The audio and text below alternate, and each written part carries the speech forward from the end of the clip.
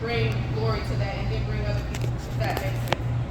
So everyone is seeing program really is one of our biggest programs. It really took it off. You can get those things. And so how that came about was me and my family, one of my children are missing. I have 4 children, 3 girls and my son. This is my godson, but we went through a divorce in my first marriage. And what happened was, it affected my children a lot. But I didn't really know that it was affecting them so much because I was, being a strong one. But long story short, my 16, she just turned 16-year-old daughter, she was about 13 at the time, she ended up starting painting. And so God told me, because I had already started building their businesses and stuff up, God told me, start investing in her painting. And so I did that. I didn't know where it was going or whatever. She started painting, she started being great at it.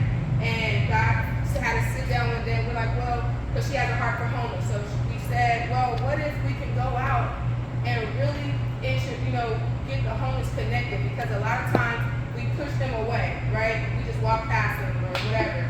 And we don't really connect them to society.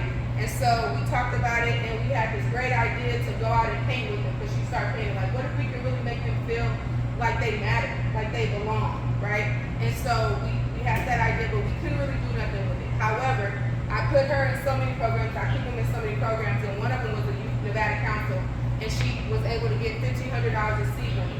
So what she decided to do, that seed money was start the mission that we had talked about so long ago.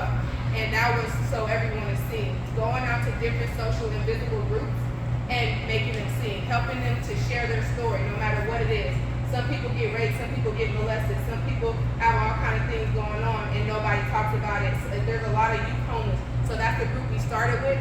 And so we were able to go out and, have them, we do a therapeutic community paint session a lot of times. When we go out, we give them some things, we talk about stuff, we pray for them and things of that nature, but we let them paint their stories and it brings so much healing, right, to the different topics.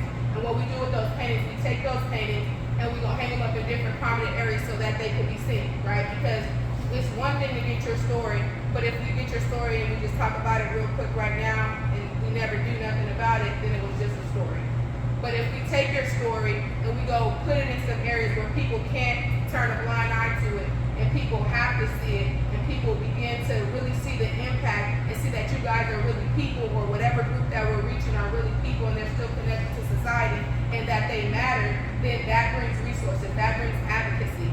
And so that's what we've noticed, and we were able to work with a lot of groups in the police station, and we were able to hang our first paintings up. And then she was able to be on the news and different things for that. But we just recently did, like my husband mentioned, suicide. That's our big thing. Suicide is so rampant, and suicide is such a demonic spirit, and we are coming against that. And you guys may not have went through that, or maybe you haven't, but I'm pretty sure you know somebody who is touched, right? And even maybe you guys have had thoughts about suicide because the enemy is very crafty. And when things get rough, that's the biggest thing that he comes in. What happens is the primary reason for suicide is not feeling seen, not feeling heard, not feeling important. If I kill myself, it wouldn't matter.